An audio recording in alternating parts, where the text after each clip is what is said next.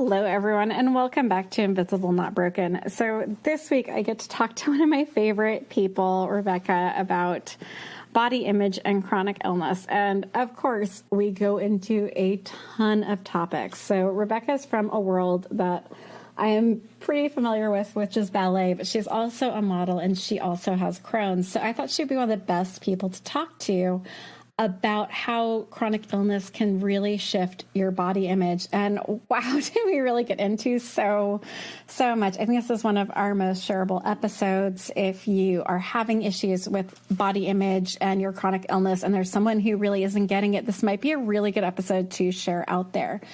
I do want to put a disclaimer here, and that is that Rebecca and I are both very similar in that we are a certain skin color, a certain socioeconomic class. We are from a very certain place. And that means that what we're talking about is strictly our experiences. Now, if you have a different experience as a man in a body who has chronic illness or someone who is transgendered or who has a different experience, and you would like to talk about what your life is with body image and chronic illness, please email me. Go to invisiblenotbroken.com and just click on future guests and send me an email. And I would love to talk with you. I don't like to guess at what people are feeling or experiencing. So everything we're talking about is strictly what we've experienced. So please listen to it with that in mind and you'll know what we're going through. And we would love to hear about your experience. So one of the things that we talked about, I've been pretty clear, I have two children who are my entire world, but we were discussing that pregnancy and the care of a baby seems to be quite the bridge from healthy world to sick world. It is one way that healthy people can start to have an idea of what being sick can actually feel like. And somehow this turned into a New Year's resolution show. So we really talked about what her and my New Year's resolutions are going to be. And I have one for everyone. This goes for every single person in the world. Here's your New Year's resolution. If someone cannot fix something about their body in less than 3 minutes, that means a zipper, something in between their teeth, it is not for you to mention. That's my New Year's resolution for a kinder, gentler world. So thank you so very much. We go over so many things and so many different things that will be linked in the show notes. So please go to the show notes. Please ignore my snorting pug who's in the background. But please go to our show notes. There is a wealth of knowledge and different books that we reference that really helped us and different movies and people that we really would love for you to take a look to. So please go to show notes. If you would like to be very, very kind, go to iTunes, write an embarrassingly nice review, and please share us with friends and family. Thank you so much. I hope you enjoyed the episode and join us again next week. Hey everyone, welcome back to Invisible Not Broken. And I have one of my favorite guests back. I'm so excited. And we had touched on this for a minute in her interview, but I really wanted to get much more into body image and chronic illness. So if you want to remind everyone who you are and what you have, and I just want to get right into the body image because we just had a wonderful chat about girls and body image, and it goes so far beyond chronic illness, but I do really want to give a shout out to how much our bodies change with chronic illness and other people's ideas of what our bodies should look like. Hello, yes. We have so much to unpack. Right? Yes, I think the Australian is back. Yes, Rebecca. My name is Rebecca, and I have suffered from a myriad of things, but it's kind of morphed into Crohn's in its current state. So, yes, do you want to talk about body image and Crohn's? Let's get going, seriously. Let's, because, so I don't want to make terribly huge assumptions, but I'm going to a little bit, because I used to be a photographer, so I used to hire the models for my campaigns, and that was always something I insisted on, because when we're talking about body image, I was a ballerina for years, so I am trigger sensitive on what society thinks women should look like, so I always insisted on hiring people who I thought would not give an unrealistic idea to people. But one of the models I have now is chronically ill, and she has this huge struggle of people looking at her going, I want to look just like you. I want to just be like you. You're so skinny. You are so skinny. You must be so healthy. What are you doing to be so healthy? You're so beautiful. And she's like, I am freaking dying inside. I am in pain. I can barely get to my jobs. I am not okay. How are you guys holding me up on this pedestal? And we've released the videos before. If you're okay with us releasing this video, I will. I don't think it comes as a terrible shock to you. You are stunning. And I'm thinking for a minute, you probably get a lot of this yourself. Well, yeah, I do model. It's always been a side thing for me. My journalism and my producing work has been kind of at the forefront over the past 10 years. But yeah, I've, oh, you look so good. You don't look sick. Or, recently, well, not recently, the past few years, I've lost a lot of weight, and not by dieting, there's nothing I'm doing. Obviously, I just want to stay healthy, and I walk when I can. But I haven't properly exercised for a very long time because I just haven't been able to. But I lost a really big client in Australia because I lost weight. They called my agent. They said she's not fitting the bras anymore. She's not fitting the underwear. It was like a fit model. I was like the warehouse model type of thing. That sounds very very plain, but you need to be able to fit because you're showing clients and all that type of stuff. And my agents are like, you need to put on weight. And I'm like, I'm not trying to lose weight. I'm really not. And, I've lost more weight this year. It just drastically so. I had a casting only a few days ago, and I was too thin. I was too thin for the bra. My bust has gone down. And I know that sounds, very, it doesn't matter, or poor you've lost weight. But when you're not trying to do it, and it's affecting also your livelihood, well, one portion of my livelihood, it really gets to you, and you're like, what's going on? And then, you oscillate from being ravenously hungry to bloated and looking almost pregnant. And that's, for a woman, that's just not awesome. You don't feel attractive, you don't feel sexy, you don't want to be touched. But then I put myself in Becca the model. There's no way that I'm getting in front of a camera. Like, I'm going to cancel a photo shoot this weekend because it makes me want to cry. Like, it just does. And, no matter how many times people can say, Becca, you look great, it's like, well, no, I look like I'm 5 months pregnant. So unless it's a maternity shoot, I'm not doing it.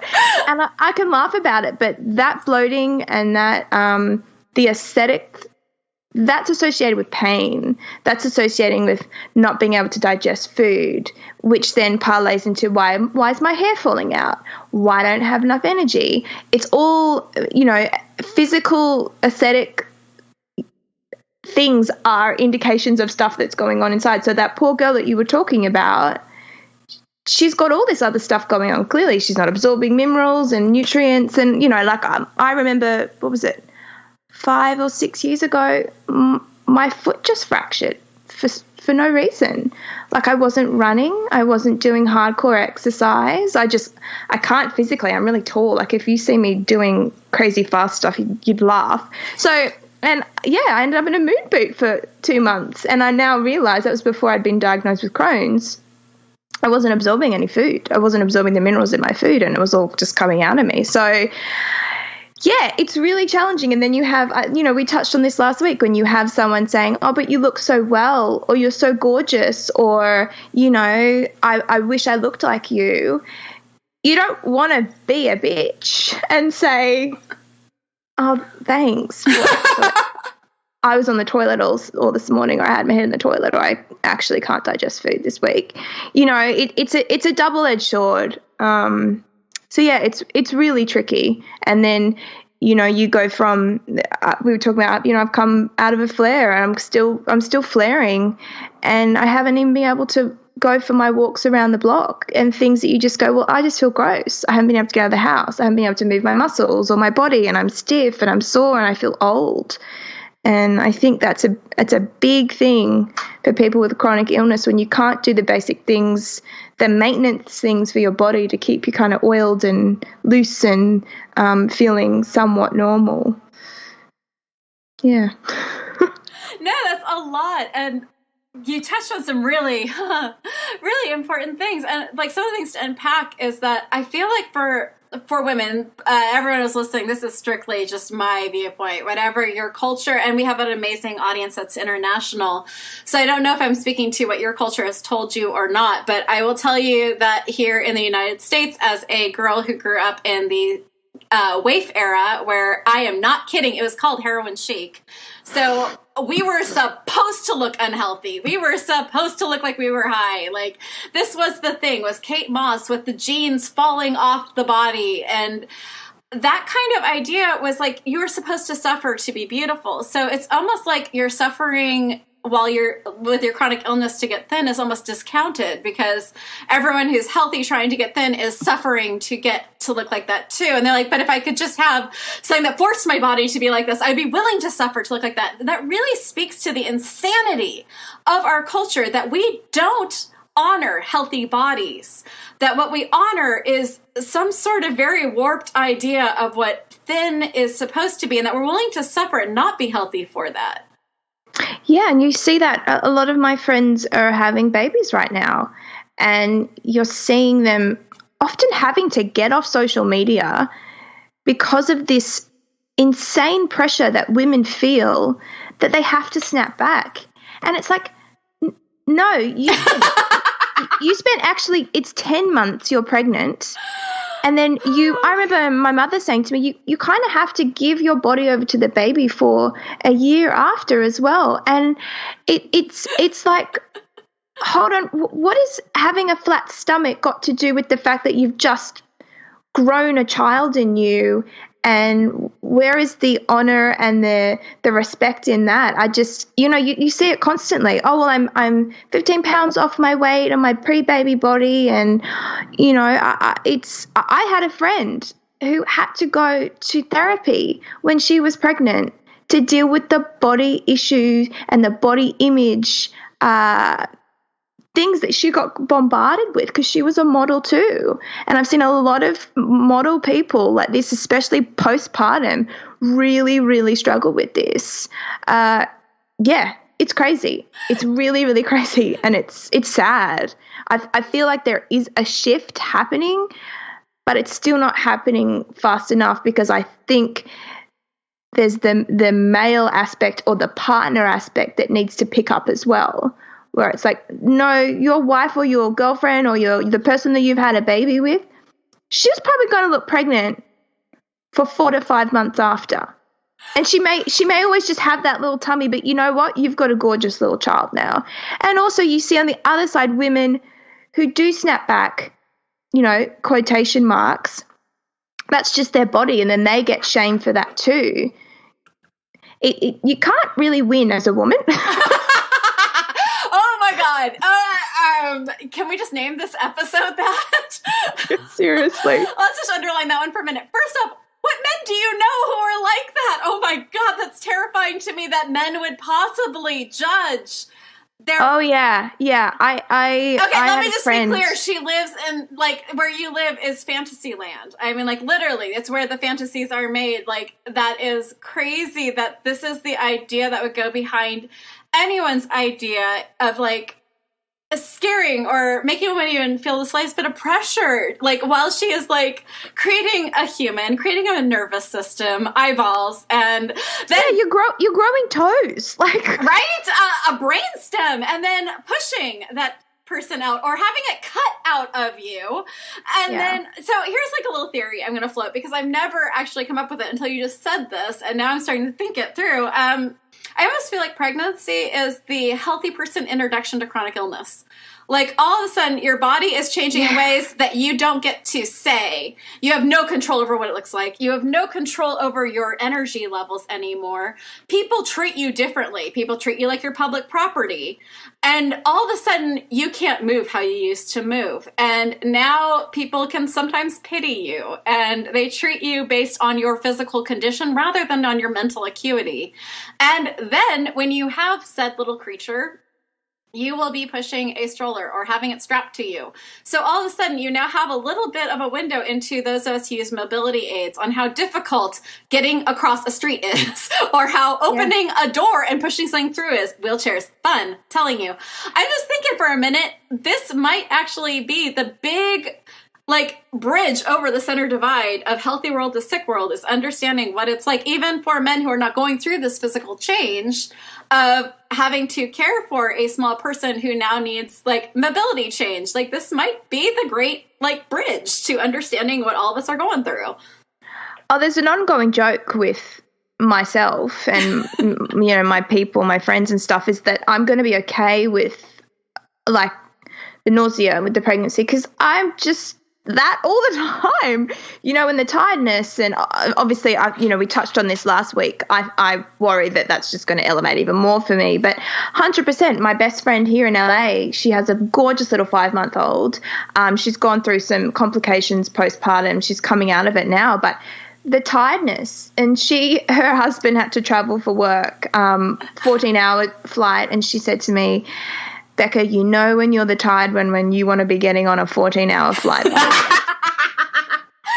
that was more of a cackle than a laugh, but that was an honest cackle. Oh my God. Okay, so have you ever read Naomi Wolf? Yes. Okay, so she wrote, oh bloody hell, what's that book about childbirth? Oh, God. Oh, God, we're both getting struck by brain fog right now. Naomi Wolf, I met you once. It was a high point in my existence. I will link this to the show notes. Please understand, it's just because I'm sick, not because I didn't read it 20 times. What she said about the experience of having a baby is the truest thing I've ever heard, which is like cesarean section. She had one. I haven't. I can't speak to it, except I've had major surgery. No one after I had major surgery handed me an infant and told me to feed it and take care of it or to get out of the hospital 3 days later and start walking. Not once. No. So the idea that you're getting through, and I had 2 very traumatic regular births that were very hard. Won't go into detail, won't scare you. I do not tell my story to people who have not had children. But what I will say, I refuse. I am not that woman. I will not scare newly pregnant women or women who are thinking about it. I'm not that person. I'm not the specter at the feast. But I will say is it was, we'll say challenging. And the exhaustion is real, and I am very lucky with the support I have and have had, that there was never the slightest thought that the person who was responsible for said human being here also did not jump in and make sure that they were taking full care so that I could get rest at night or in the day, or like, that's just insane to me that we expect women to be these. Okay, so Terry Crews said this the best, and I love Terry Crews to the moon and back for the honesty and the bridge he has made between men and women, and saying that he at one point did not view women as fully human. And I strongly believe that that is a problem in our society, is that our society itself does not view women as fully human. Either we are goddesses who can handle anything and everything. We are Wonder Woman who can love, jump walls, carry a baby, and be a CEO, and look at her, she's up on that pedestal. Or we are fighting to get on that pedestal, and no one is acknowledging the humanity, even to the point where we look at the Hollywood industry, where even the movies that are marketed to us are, look at this goddess Katherine Heigl, who her lesson in this movie is that when the schlub learned to love himself and has no redeeming features, no redeeming qualities, her lesson was to settle for him. And now she could be the superwoman with the baby and supporting him. And it's just this mythology we keep telling, this incredible legend of this mythological creature of woman. Like, she can do everything, and if she doesn't have perfect skin and no wrinkles, then she's not trying hard enough. She's not trying hard enough to be the legend. Oh, 100%. You can see this in all ages of women, from little girls to, 80-year-olds getting facelifts, which, again, you can do that. That's fine. Yeah, but whatever you need to do. Whatever you need to do, 100%. But it's the pressure. It is that thing of like, what was the quote? You can have it all, but not all at once. And I think that is a really, really big thing. And understanding the seasons of your life and understanding, coming back to motherhood, you're in a season right now where you are caring for a child. And that's the most important thing. If that child is cared for and fed and warm, go girl, you've done it. And if you, and unfortunately, we live in a very expensive world now where, stepping into politics, there aren't support. Oh, What? On this podcast? Stepping into politics? You know, there isn't the support for women or men in especially in this country for maternity, paternity leave. So you see women who have had to have, you know, cesareans and all those, you know, very trauma-based birth-related things and having to go back to work 3 weeks later because they do have to be that superwoman, because they do have to keep food on their table. It's really, really hard, and I think it's a cross-section of what we get fed with the media, the policies that we have to live under in whatever country you live in, because, you know, you can go to whatever country, unless Scandinavia, they're quite advanced, but even in Australia, yeah, seriously, I actually can't read or watch a lot of things coming out of there because it makes me so sad that I'm never going to live there. Scandinavia, would you like to adopt a podcast host? Because I will buckle down and learn the language. I will do whatever I can, but please save us. No, but, you know, even in Australia, you know, where I'm from, there's still big advancements that need to happen in regards to paid maternity leave and all that type of stuff. It's a very, very big issue to unpack, which I think would take about 7 seasons to just get to one layer. And let me just do a quick disclaimer, because I realized I didn't do this disclaimer in the beginning because I'm on painkillers. So let me just say, so many painkillers. So many. We're talking right now from our personal experience, which we are two, I believe, cis women who were born into the gender that we identify with. I cannot speak to the male experience. I cannot speak to the transgender experience. And if you can, and you want to examine this issue with me, I would love it. Please send me a message. Go to invisiblenotbroken.com and send me a message. Ask to be on the podcast to do a panel about body image and chronic illness from your perspective, because I can't speak to it, and I'm not going to discredit what your experience is by trying to guess at what your experience is. So if you have this experience and you want to talk about what it is like to be in your body with your experience and how chronic illness has affected how you view your body and what that's going on, I would love to talk to you. But this podcast is going to be from 2 women who were born as women, because that's all we can actually talk to is our experiences. So learn from what we have to say about this. And if you are offended by this, and if you are not offended, but you would like to talk about this, please send me an email. All right, so that is my disclaimer. We've gotten wonderful people talking to us, so we don't discuss those viewpoints enough, and that's just because I won't discredit someone's experience by guessing. So absolutely, yeah, I would rather assumptions are not the way forward, and especially we're also 2 white women. I'm sure women of color have a whole other level. Oh God! Thank you for bringing that. I know they do. Yes. Yeah, it's huge. I'm doing a lot of personal work about white privilege and white feminism, and sitting in that discomfort and learning and just trying to educate myself, because, you know, we have it tough with our illnesses in that context, but I can't even imagine what it's like to be a person of color and deal with the ancestral pain and the pain that they constantly feel each day that we just will never understand because of the color of our skin. I'm not going to guess that. That's a whole other podcast. But just, you know, understanding that and you know, trailing on from your the male and the transgender thing, there are perspectives that we will just never be able to understand, and reach out, speak to you, because, you know, the more the merrier, the more perspectives, the better. That is so true. That's why the podcast exists. And what I will say, though, is that just because you're victimized doesn't mean that you're not also stepping on someone else's neck. And that's a really important thing for all of us, is we're all, you know, most of us who are listening are chronic illness. And that means that we already feel like we're the underdog. But just because we're the underdog, we also need to look around us and make sure that we are not stepping on someone or benefiting from someone being stepped on. That awareness also has to be something that we hold as well, no matter what color, what abilities we have, what our associations are. It is so important that we never lose sight that we don't get to subtract someone else's humanity. And yeah, absolutely. And I think a lot to do, chronic illness and the mental issues around that can make you quite insulated and quite in yourself. And that's depression. And that's obviously, not being able to get out of the house. But I often have to remind myself, Becca, there are people who are suffering more than you. There are people who are worse off, not to make myself feel better or put myself on a pedestal, but to give that perspective of, no, you can help. There's someone, you can walk, there's someone who can't walk. You've got food, there's someone who doesn't have food. That's just that simple life perspective. See, now you're sounding like me when I'm taking care of my daughter through her homework, where I'm like, there are children who would love to be able to go to school. Can you just do your math?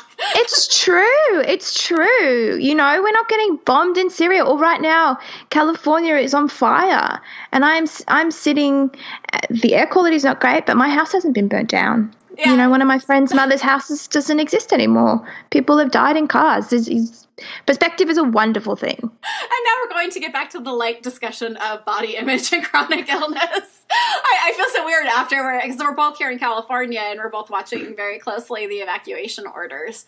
I am not personally in the middle of that, but you are. And the weird thing is like we almost were, there was a fire right at my daughter's, where she was supposed to go to school, but we were just the day before all the fires broke out. So we had a ton of resources that stopped the fire before it spread. It was crazy. Anyway, that's amazing. So we were talking about body image and you brought up such a great discussion about pregnancy and how that can really change perspectives from someone who had been healthy, but also the quick changes in your bodies can be pretty extreme. And having been on steroids before for lung tissue loss, and also we were talking about society and how there's one type of body that for a very long time, and you're right, it is getting a little better, but not to my viewpoint. But there's been, and this is historical as well. I'm a history freak. I also run another podcast for kids that's a history podcast. And one of the things historically has been that sick women is usually the fashion. And we need to examine that because belladonna used to be put in women's eyes to have the consumption look. That was actually a thing. You think heroin chic is creepy? Consumption look is creepy. Oh, I didn't know that. Yeah. They would put belladonna in their eyes to dilate their pupils so they looked more like they were dying. The 1920s, the vamp look was very much based on the pale skin, the boy body, the starved body, and the very dark circled eyes. This has gone through history over and over again. And so women's bodies have usually been the play out of power, of how powerful the family is and what they're able to look like. If you are skinny and that's popular, it's usually because you're able to afford a gym and the right food. So that's showing your wealth. If you're heavier and curvier, that usually means that there is famine that has happened right before or is happening now, like the 1950s is right after the war restrictions. Yeah. And it was all ba ba boom, which by the way, that's my freaking body type. And I was a few years too late. But if you look how women's bodies are basically not really ours anyway, even if you are healthy, they are a political playground. Oh, yeah. So it's like, it's even more extreme when you're like, it's just so weird because like I'm thinking, I'm trying to like think through like all of my prejudices, which are pretty extreme when I look at skinny women, because skinny was what I wanted so badly. I starved myself for 10 years, like 400 calories a day and exercising 4 times a day. I worked so hard to be skinny, and that was never going to happen. I am built like Jessica Rabbit. There was no chance that was going to happen, but I was a ballerina, and I was a ballerina not in the Missy Copeland days. I was a ballerina in the Balanchine baby days of the 12-year-old boy. That's the only body type you get.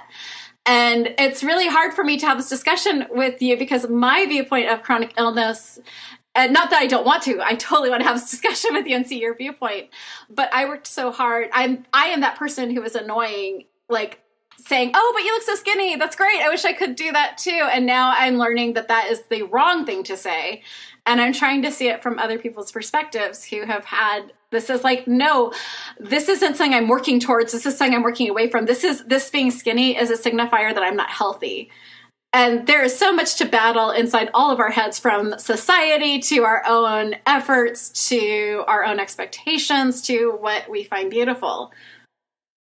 Oh, well, yeah, I left school to be a ballet dancer. So I still have to unpack that, like I had to stop ballet, as I'd mentioned last week, I think, when I was 18, 19, because of, the chronic pain that was starting, the fibromyalgia, which took a long time to work out what that was. But I didn't get my period till I was 19. And then suddenly by 21, 22, I had boobs. I had hips within my context. I looked like a little boy until then. I was teeny tiny, like I was a size 0. And even now, like, I'm like, oh God, it's ironic that I used to get teased at school for not having boobs. And then as a side thing, I'm a lingerie model. Like it's kind of funny, but I have progressively lost weight over the past little while, but my weight has fluctuated.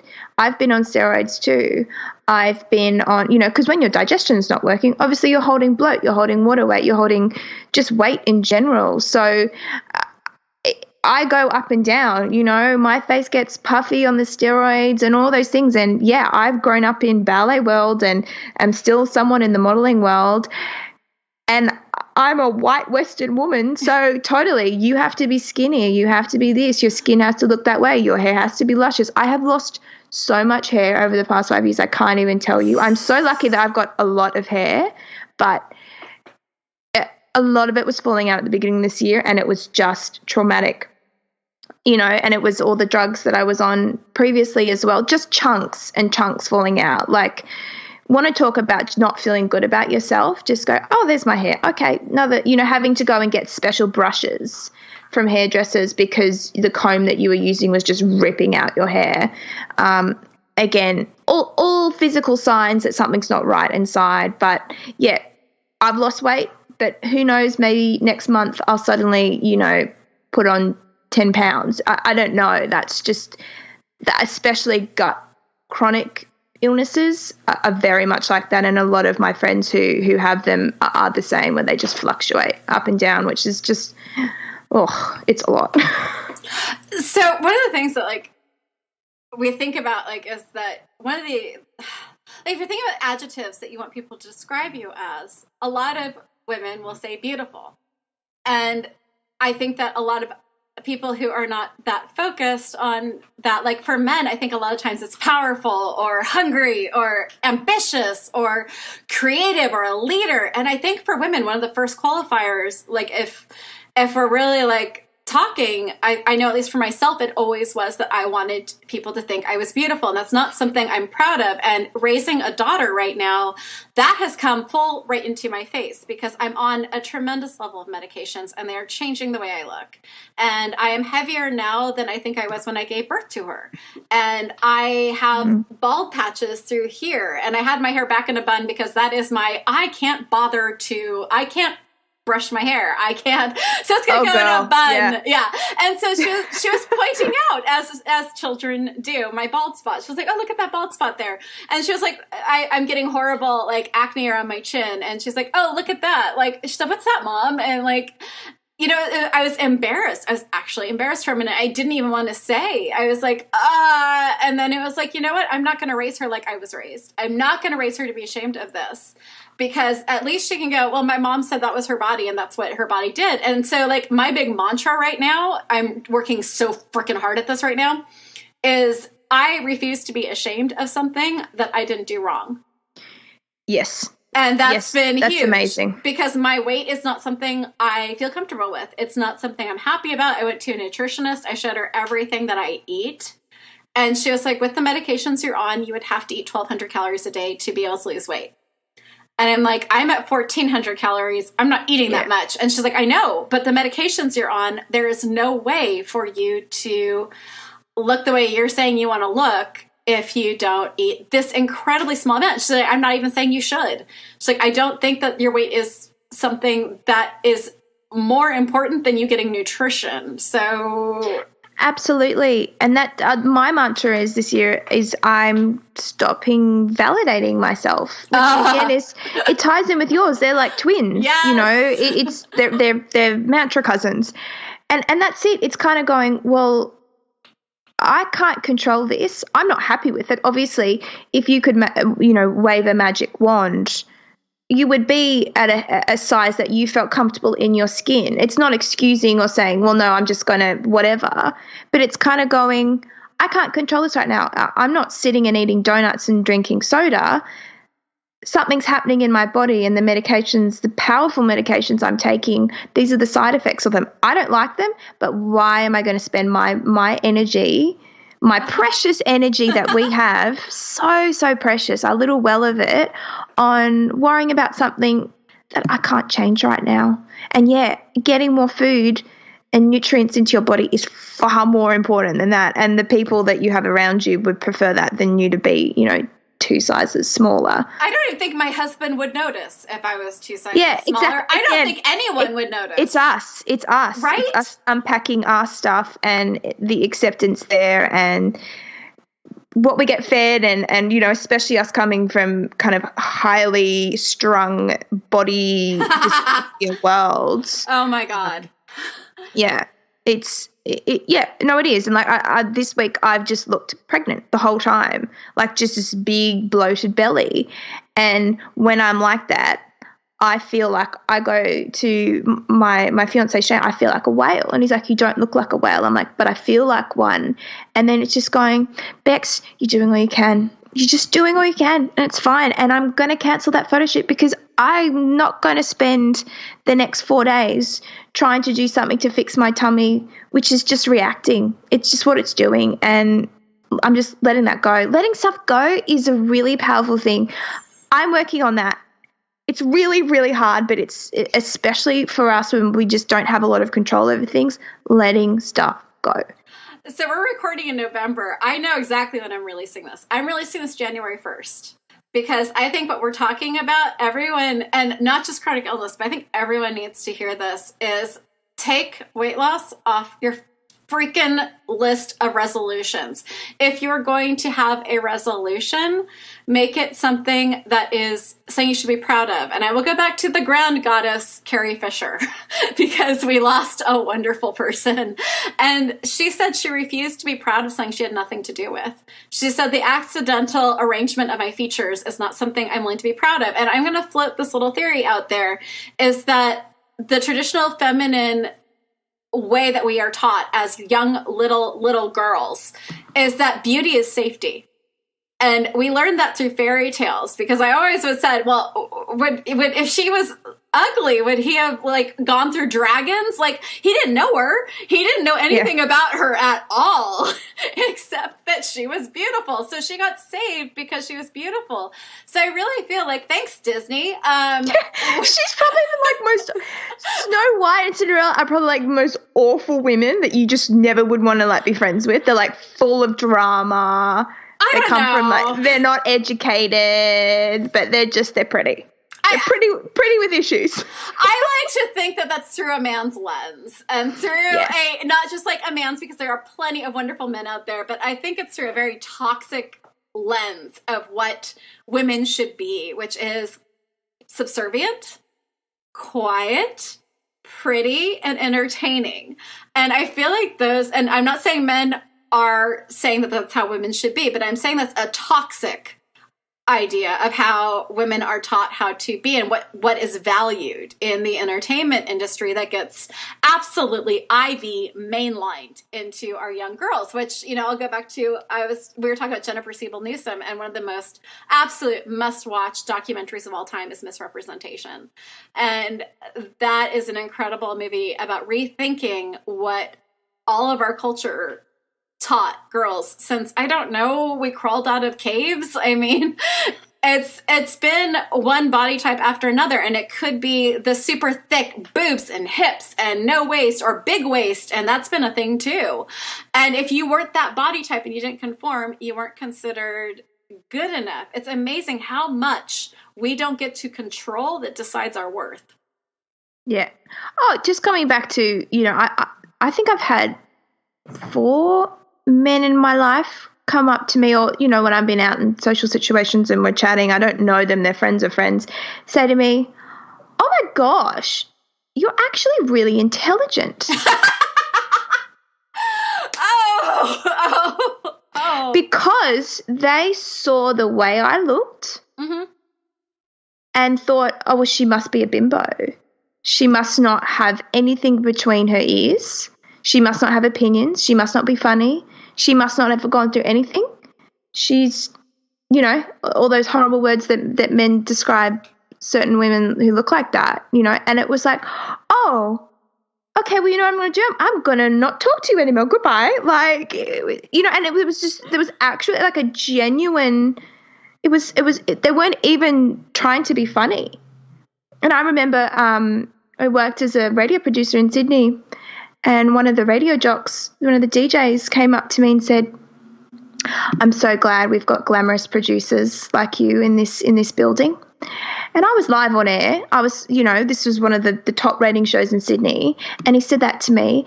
And I didn't say anything because, again, he was above me. I couldn't give him what I was thinking in my head. And also we were live on radio at that time. I was, you know, behind the scenes. And I was just like, what? What has the way I look got to do with my ability to produce a show at all? Different in the modelling world, 100%. We could unwrap that toxic world if you want. But in a context where I have a journalism degree, I've worked in that industry at that stage, I think about 8 years. I was an assistant producer in the top rating show in Sydney. A man felt that he was saying it to me like, go you, like gold star to you.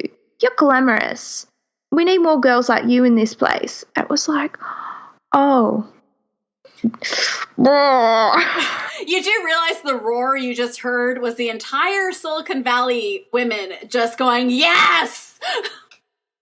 Yeah, it's amazing how, I mean, like, if you want to look at, like, the Silicon Valley, which is the world I just came from, and it was this idea that men who just wore jeans and a t-shirt, they were Steve Jobs.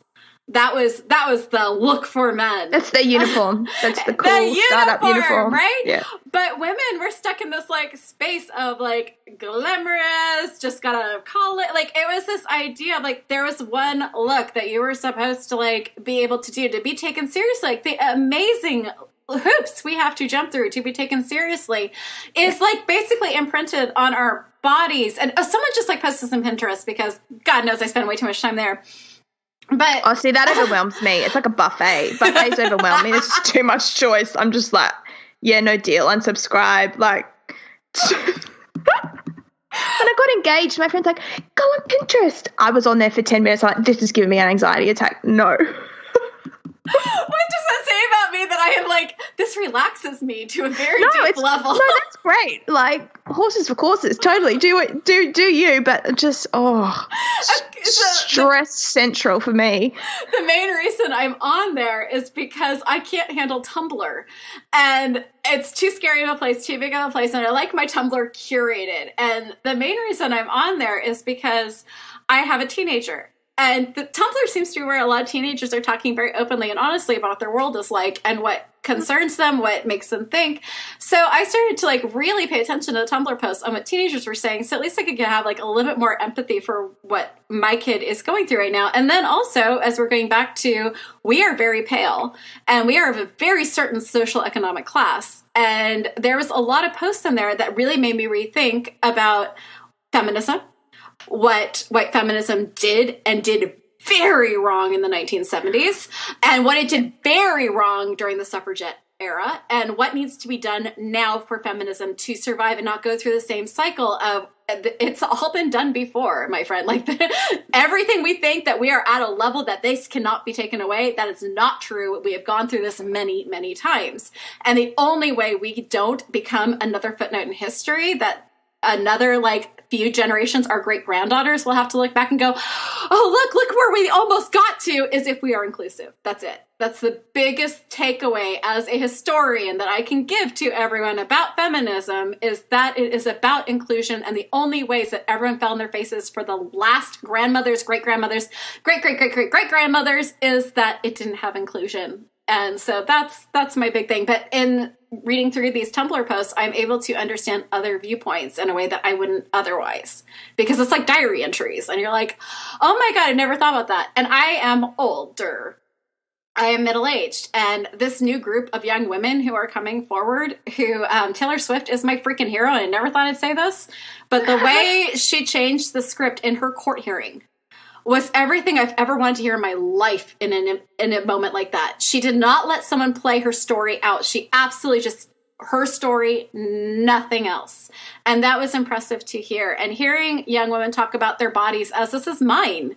You don't get to say what it looks like. You don't get to say what gender it is. You don't get to say whether you get to touch it or not, is not how I was raised. That was not how I was taught. And I am so freaking here for it, watching these young women make their own rules about their bodies. And I'm so excited to see it. And like, my daughter was like, she's 11, and I grew up with all the 80s movies, and I didn't give them a lot of thought until I'm sitting there with my kid, and my husband and I are big geeks. So we're like, oh, we haven't watched Star Wars in forever. Let's watch Star Wars. Well, first movie, Princess Leia is a badass. She is awesome, except they made her be 98 pounds. We can discuss that later.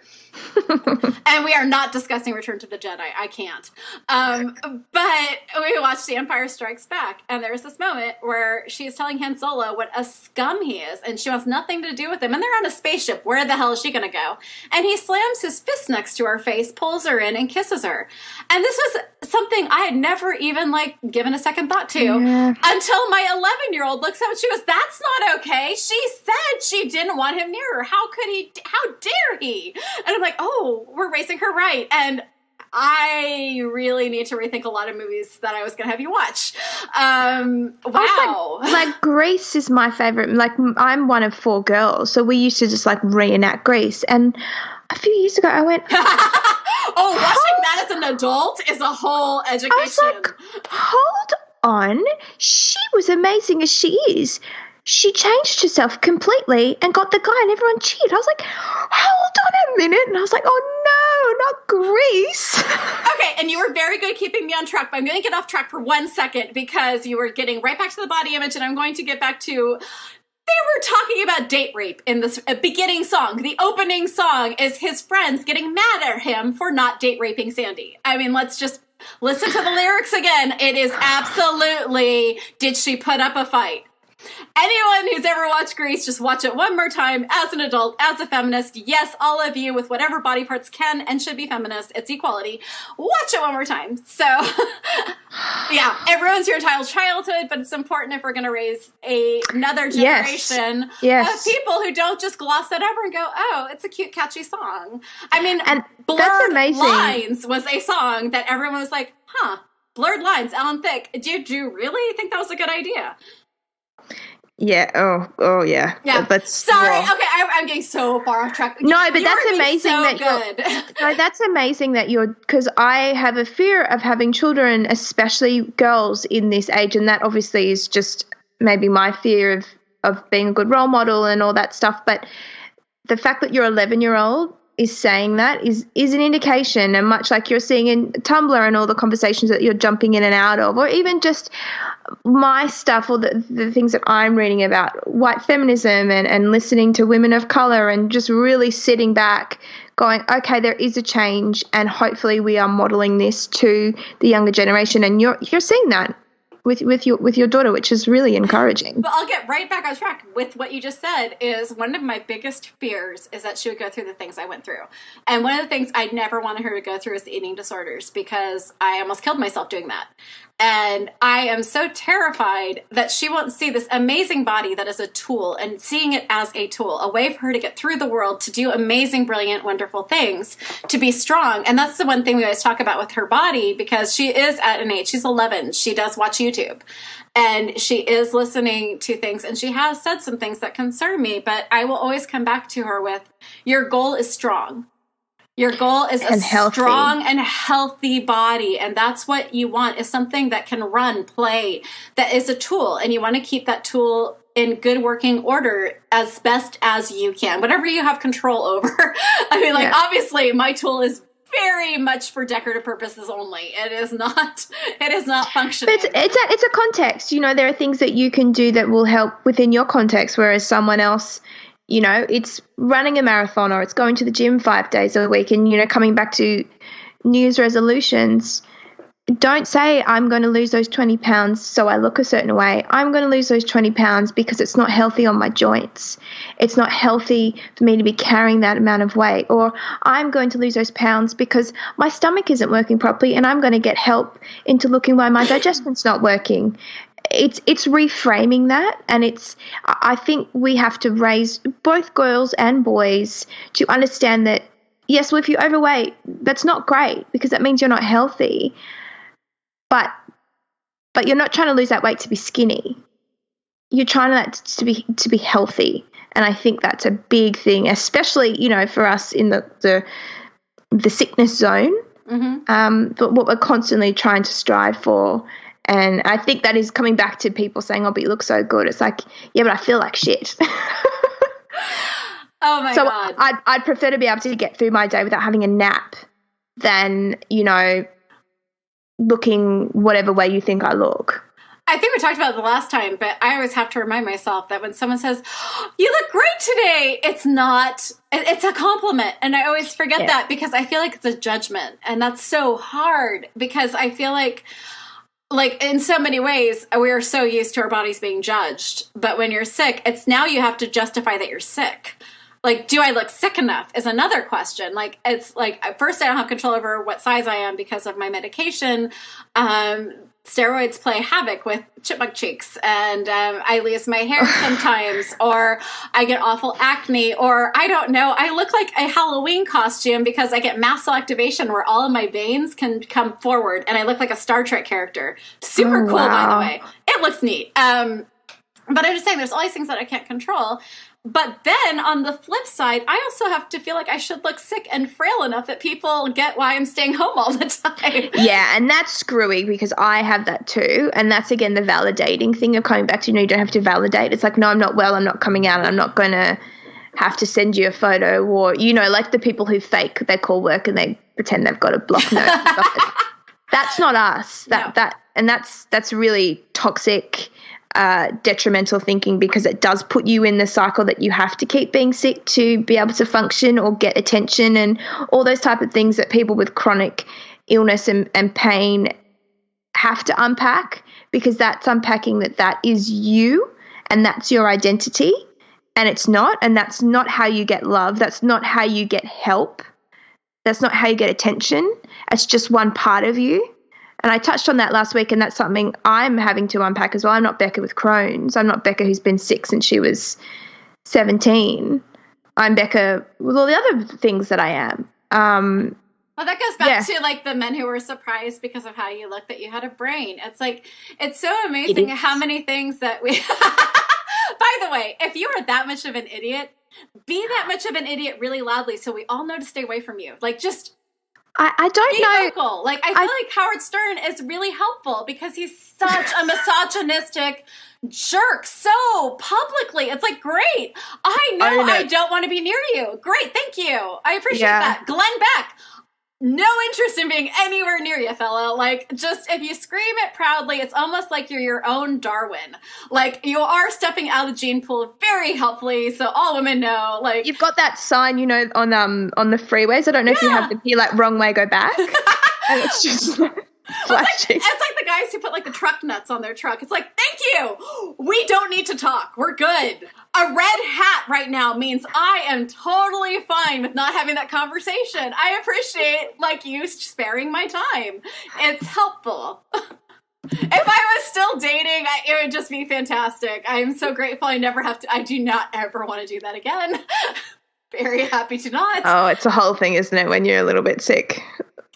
It was heartbreaking. It was really heartbreaking when, like, the person I was in love with was telling me, you're too sick. I I know I knew you were sick, but you weren't this sick when we got together, and I can't. I just can't. You're too much. And I understand me being too much. The things I can control, my personality, my motor mouth, that is a lot. And cheers if that's too much for you. I get it. It's a lot for me too. Believe me, everything I say is a filter from what's going on up here. But I can't control my body. And having something that's outside my control with someone who said, I love you, that was hard. That was the same person who, when I got the wrong medication and I gained 30 pounds in a month, was furious that I would gain that weight. I got dumped after I got out of hospital. Like, I think every, especially woman, has that. Yeah. Has a woman who's dealing with stuff. Yeah. Oh, I'm sure. I just I know from in the sense of I had a friend who, after she had her baby, developed Addison's and Graves. So she lost so much weight, so much weight. And her husband didn't do anything and said to her, I miss my curvy wife. And you're going to be the woman at swimming lessons when you take our daughter, and in your swimming costume, you're going to be the one that like, oh, look at that woman. She dieted herself back to that size and she doesn't care about her daughter. I was like, no, are you serious? So yeah, I could rant for days about men and relationships, but and again, this is our perspective. They don't deserve that. No, exactly. My personal experience with a couple of people have been really, really damaging to me, and really have fed into that. You are too much, and you are sick, and you aren't pretty, and I'm not going to come to you when you're in hospital, and I'm actually going to break up with you, and then this and then that, and you don't earn enough money, and it's really screwy, and that's the stuff that, especially when you're dealing with mental health issues that are kind of the side effects of having chronic illness, to have a whole other layer of other people's rubbish that you have to unpack that they've put onto you. It's no wonder we can't get out of bed. So fair. And I will also say that some of my biggest throw to me about my weight and the way I look was other women. So this is we are not picking up our bones here.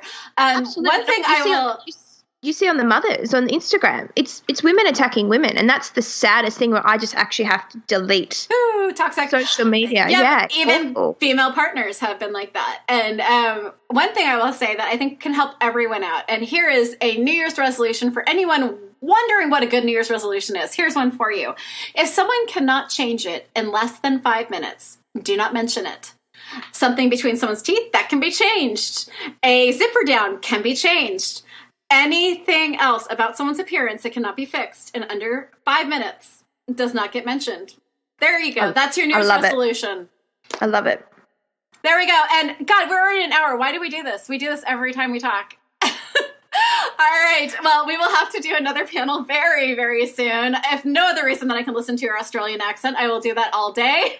Thank you so much for being on Invisible Not Broken. Please tune in next week. And the kindest, nicest thing you can do for us is to go to iTunes. Still the best place, still where most of you are listening.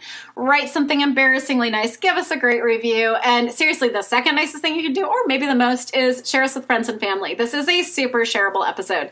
If you are having problems with people in your life who are mentioning things about your body that you're like, I am fighting hard enough, send them this episode. It might help. All right. Thanks so much. Be kind, be gentle, and be a badass.